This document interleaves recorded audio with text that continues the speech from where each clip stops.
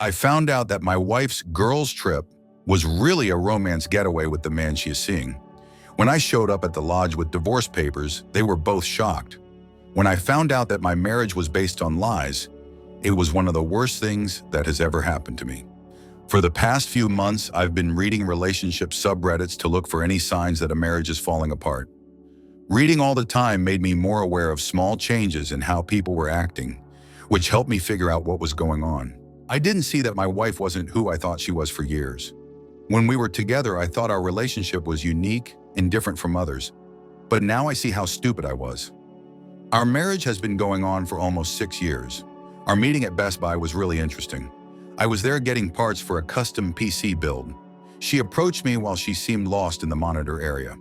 This was likely because I had 5 different spec sheets out in front of me. We got along right away because we were both interested in science. As she put together her first game PC, I helped her choose the best monitor for her needs. After that, we went to get coffee together, and she told me about her job as a software coder. We could talk about a lot of things because I worked in IT at the time. After that first meeting, our relationship moved pretty fast. During the 3 years we dated, we moved in together and got a cat. I asked her to marry me while we were in Seattle for the weekend at a gaming gathering. We wanted the wedding to be small and personal, and it was just that. When I think about those times, I feel like I was living in a dream where everything was perfect, but wasn't real at all. Julie and Megan are 2 close friends of Emma's that she has known since college. They can't live without each other. They video call every week, take trips together, and celebrate all of life's big events as a group. I became friends with them over the years and got to know them pretty well. I wouldn't say they're my best friends, but we get along great at parties and sometimes hang out as a couple since they're both married. From our engagement party to our housewarming, they've been there for all of our big events. When I got home early from work one day, I saw Emma on the phone with Megan and Julia. That was the first red flag. She was sitting in our home office when I walked in, and her tone and body language changed right away. She did not talk to them in the normal casual way. She became strange and began to talk in a forced, casual way. I made a joke about what they were talking about, but she ignored it by giving a vague answer about plans for the weekend. The whole thing seemed off, especially since she's usually very honest about what she says to them. After leaving the room, I chose to wait near the office door because she was acting in such a strange way. It was strange that I could hear her whispering because she's usually loud and lively when she's with her friends. The word he and him came up several times while they were talking about the trip. It was clear that they were not telling the truth when they talked about their planned girls' trip to Cabo. The hush-hush tone and the mention of a guy didn't match up with what I knew about their escape plans. Emma and her friends had talked about this trip to Cabo a few weeks ago. Everything seemed fine. Every year they try to go on a big trip together, like their weekend trip to Vegas last summer or their ski trip to Colorado the year before. I thought about going with them since I had some leave days left over, but Emma didn't seem sure when I suggested it. She said something about continued trips for girls only, but I didn't press the point. I already had a lot going on at work because I had to move a lot of servers, which would keep me busy. Her whole behavior changed when she got off the phone. As I worked, she came up behind me and hugged me and was extra sweet. We've always been close, but this felt different. It was like she was giving in too much for some reason. I thought of how good things were between us after that rough patch last year when she spent too much time at work with her new project team. She worked late at the office and was very careful when she got home, almost like she felt bad about something. I've looked at her phone before when something didn't seem right, like when she started getting texts at strange times during that work project. That time, nothing came up, but this time felt different. We share our phone passwords. It started when we needed to get to each other's phones to find emergency numbers, and we haven't stopped since. Because you've been together for 9 years, you know when something is wrong, and this was wrong. I went through her texts with Megan and Julia while she was in the shower. Not like normal, where they would share memes and complain about their husbands in group chat. They talked about her trip instead of their own. Lots of happy emojis and notes like, "He's going to love that new bikini. Make sure to take lots of pictures for us," were sent. It looked like they were teens planning a secret date, not 3 30-something married women. It got worse as I read through their chat more. There were secret notes about a person named Derek in between their normal talks about work and family. That's when I saw the pictures. They showed a guy standing by a lake without a shirt on that looked like he just got off of a dating app. He was also shown in another shot with my wife by his side at what looked like a table. Emma said she was going to dinner with her coworkers just 2 weeks ago, as shown by the date. Derek was his name, and he was in my wife's life without me knowing anything about him. Many of her friends told her how nice they looked together and how excited they were for the trip to Cabo. Megan wrote with 20 heart emojis that you two are going to have the best time ever. Megan, who came to our house last weekend for dinner and behaved normally even though she knew my wife was planning a trip with someone else. Julie and Megan were both eagerly supporting this whole thing.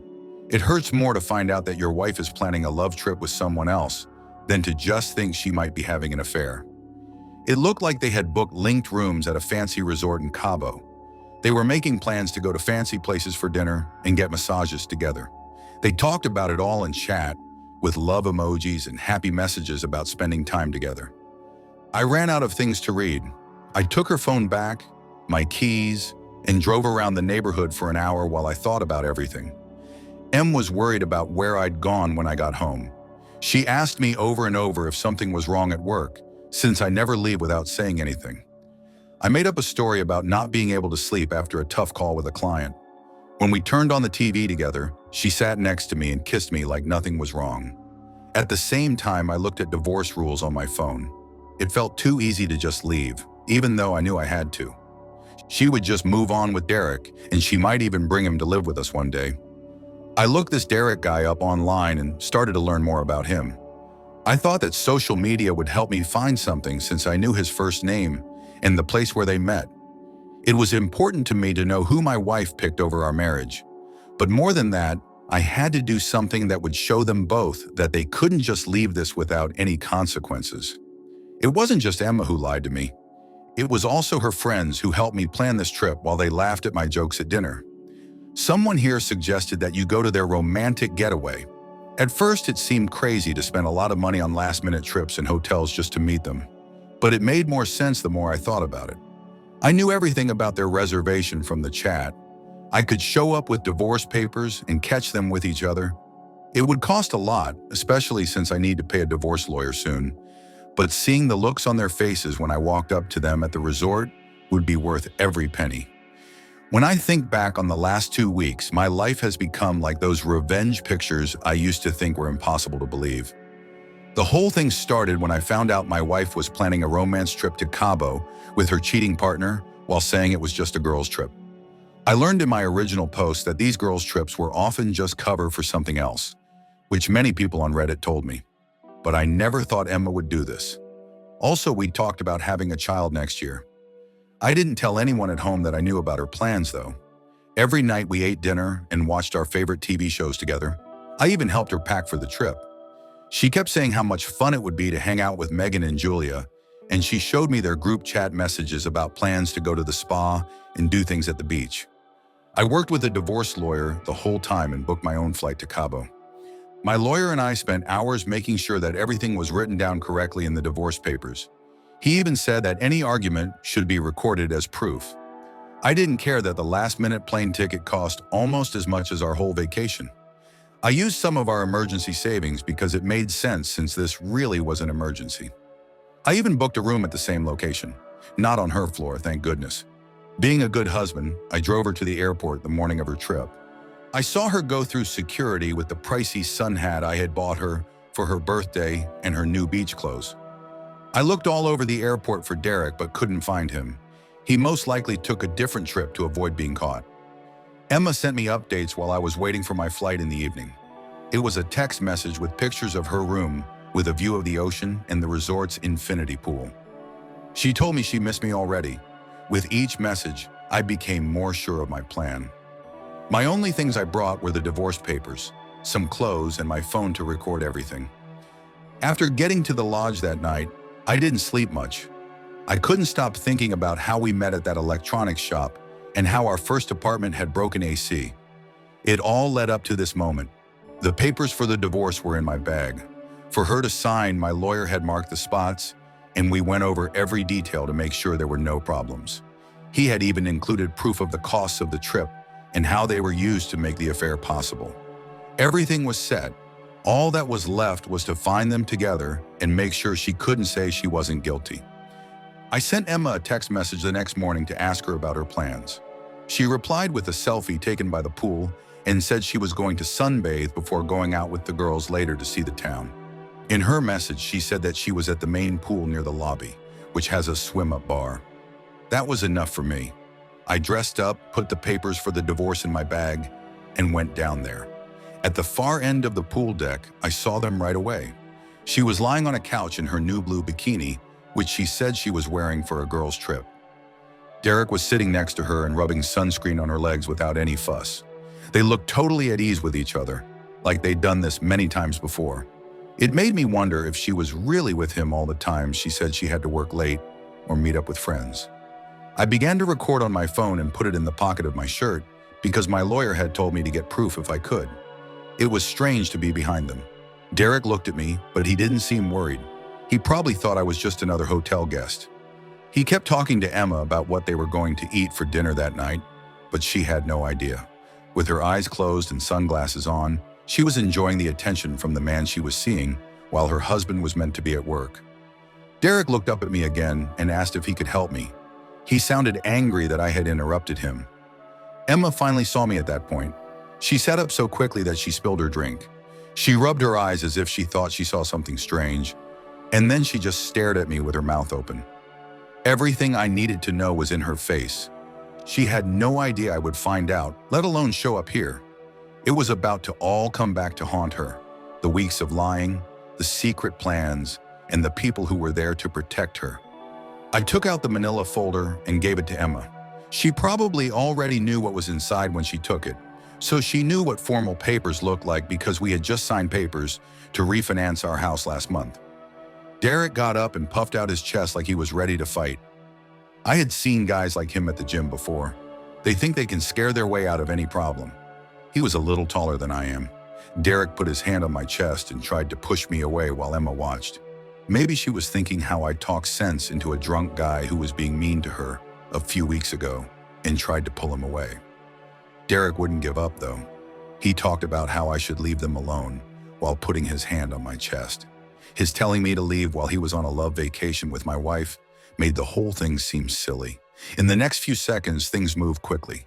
He pushed harder, and I pushed him back hard. He came backwards and hit his back on a lounge chair. He then fell into the pool. When I saw him jump into the water, I couldn't help but laugh.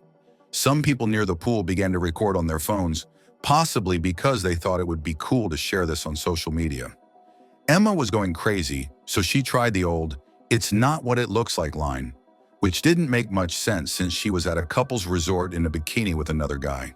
She told me Megan and Julia were probably at work back home, but I still asked her about them. The divorce papers were in the package. She opened it just enough to see them, then quickly closed it again. Right away, she started crying. It wasn't the quiet crying she did when her dad was sick. It was full-on sobbing that made other people pay even more attention. Derek was now getting out of the pool. He looked like a wet, mad cat. He looked like he was ready to fight, but some guys from the cabana area nearby stopped us. When one of them said that hotel security was coming, I knew it was time to leave. As I walked away from the pool area, I didn't look back at the mess I had made. Emma tried to follow me with the divorce papers still in her hand, but when I looked at her, she stopped. I quickly packed my bag when I got back to my room. When I checked out early, the front desk staff seemed worried. They had probably heard about what happened in the pool, but they still called a car for me. It took me less than 30 minutes to do everything. I was there and gone in a flash. A bar near my gate cost too much, so I sat there for 6 hours at the airport. The waiter kept bringing me coffee while I watched the video I had recorded over and over. It was very clear to see my wife with another guy at a resort that our combined income wouldn't allow. The timestamp would work great for the divorce case. The trip with the flight, hotel, and airport fees cost me almost $300. But seeing their smiles and having that video proof was well worth it. We got home that night, and I turned off my phone. I had the best sleep I'd had since I found her text. After 2 days, Emma came over to our house, still dressed in her beach clothes and looking like she hadn't slept. She started to cry and say that she could explain everything. She said that Derek was just a work friend and that nothing bad had happened between them. The same reason she gave when I asked her why she stayed late at work for team meetings. I told her to get ready and go stay with her sister. When the family got together, her sister always looked at me funny, like she knew something I didn't. That's why I now understand. She hasn't called or texted in a few days. She probably finally understands that this can't be fixed. Her friends haven't called either, so I guess they know what they did to make this mess. Yesterday, I changed the locks and moved all of her plants from the garden to the garage. Update 2. I can finally say that this part of my life is over after months of worry and court cases. Now that the split is over, I'm beginning to feel like myself again. I had a beautiful picture of our marriage before I found out about Emma's affair. I know the truth now though, and I saw her perfect plan fall apart at that resort. My friends really like the video of Derek falling into the pool, even though I keep telling them not to share it. Emma didn't call until a week after what happened in Cabo. In a long text, she said she needed time to think about things, as if she were the one who needed it. During that week, her sister even tried to call me to tell me that Emma was having a hard time and needed my help. It wasn't just Emma who was betrayed. All of her friends knew about Derek and supported their relationship. Megan and Julia, who were girls in our wedding, helped them plan their romantic trip. That amount of lying meant that the divorce was going to happen anyway. Even more so after seeing them acting like teenagers in love at that resort while I was meant to be working extra hours to pay for our new roof. The divorce lawyer we hired was very skilled and knew how to handle everything. The video from the resort was strong proof because it clearly showed Emma with another guy on a trip that was supposed to be for girls only. We also had photos of her group chat where they were talking about their plans and some strange bank transactions. The lawyer was especially interested in Emma's strange Uber rides to places in town where she had no business being, and her restaurant bills that were too high for just one person. She even booked a hotel room 3 months ago when she said she was at a work meeting. Going through our tax records was like finding out about a whole hidden life. On days she said she was shopping for work clothes, we found charges for fancy lingerie shops, bills from coffee shops in parts of town close to Derek's office, and other small costs began to paint a clear picture. A jewelry store ticket was the most damning proof. She bought him a watch for his birthday while telling me she was going to get her dad a present. Every new thing that came up made it clearer that stopping the marriage was the right thing to do. In the end, the deal was very good for me. At first, Rose's lawyer wanted half of everything, but when we showed him all the proof of her affair costs, he quickly changed his mind. They agreed that I could keep the house and my car, and she would get 30% of our savings, which was a lot less than she would have gotten normally. The judge didn't like how she used our shared funds to pay for her affair, especially the trip to Cabo. I even got to keep our dog Buddy, who I didn't think I had to say anything about before. That was a huge relief since I was the one who always took him for walks and to the vet. When Emma's family heard about the split, they called her right away. I had been like a son to her parents for 9 years, so when I told them everything, they were shocked. When I called her dad, he hung up the phone. He had always said that I was the right match for his daughter. It was her mother who would ask me over for dinner every Sunday if I was sure about what I saw. I talked to them about what happened in Cabo, showed them the video, and told them all the lies their daughter had told. They now knew that their daughter had thrown everything away for an affair. I went down an interesting road as I looked into Derek's identity. His Facebook friends quickly showed that he was the regional sales manager at a rival tech company, married, and had 2 kids. His profile was full of pictures of his family, trips to the beach, little league games, and anniversary meals. It seemed like their house was perfect, with its white picket fence and well-kept yard. His wife looked like she was from a lifestyle magazine. The whole picture looked like a happy neighborhood family, but it was clear that wasn't enough for him. They were both ready to end their marriages for fun, so it made a sick kind of sense that they found each other. One of the hardest things I've ever done was call his wife. I told her who I was in a message that had a video from Cabo and photos from Emma's group chat. At first, she said I was trying to cause trouble and that I must have changed the tape. She told me about their 15-year marriage, the money they were setting aside for their kids' college, and the annual stuff. But as she looked at all the proof, especially the dates that matched his work trips, things began to make sense. First shock, then anger, and finally a quiet resolution. After a week, she sent me another message thanking me for telling her the truth about her marriage. She had already moved in with her sister and talked to a divorce lawyer. After all of this, things have been intense but gratifying. We both got divorced because one of us couldn't stay loyal. The video of Derek falling into the pool ended up on a number of social media sites. I can't say for sure if I had anything to do with that or not. People who work for his company probably didn't like seeing their regional sales manager get pushed into a resort pool by a mad husband. Friends we both have told me that he moved to a different state after things went badly. Emma is living with her sister while she looks for an apartment. She is probably feeling bad about how her short-lived thrill-seeking cost her a stable marriage, our dream home, and most of her savings. Don't get married if you can't be reliable. In the end, the truth always comes out.